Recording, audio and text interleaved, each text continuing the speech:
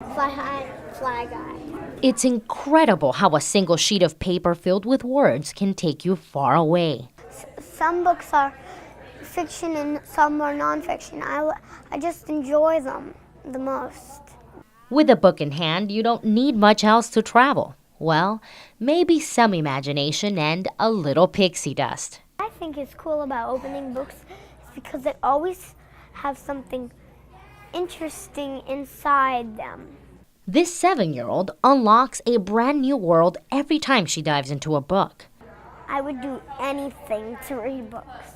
A student at the University of Florida, on the other hand, wants to create those worlds. I would love to write a children's book. I would love to study some more of children's lit. From picture books to young adult fiction, children's literature is a land Lindsay Woods wants to explore. And I think that children just have such a unique way of looking at the world. And I just love capturing that and being able to try and share that with other people who have grown up and kind of forgotten what it's like to just look at the world with such innocence and such freshness, I think.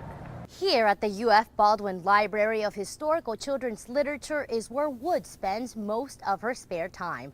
More than 130,000 books keep her busy, ranging from the mid-1600s to present day. I really love children's literature, and I always have ever since I was a small child, and I never grew out of it. So I still read it today. And the Baldwin is such a unique collection in that it has historical materials, and the amount of historical materials it has is pretty unrivaled here in the United States. Isn't she looking cute?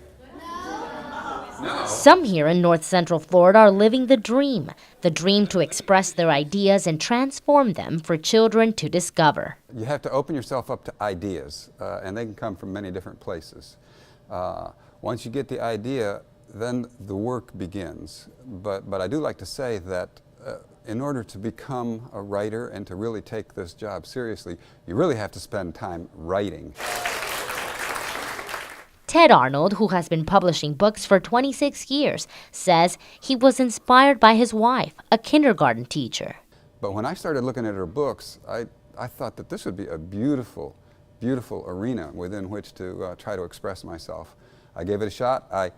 I struggled for 6 years of getting rejections before my first book, No Jumping on the Bed, became published. Part of Arnold's job is to visit schools to learn more about his audience, the kids that fill him with new ideas.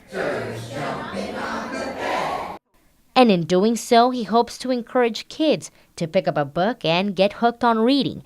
After all, Kids are the future, and I think what better way to influence the future and have an impact on where our world is going than inspiring kids at a young age and just kind of challenging them with different stories and different ideas, but kind of putting it in the undertone of a story they can understand.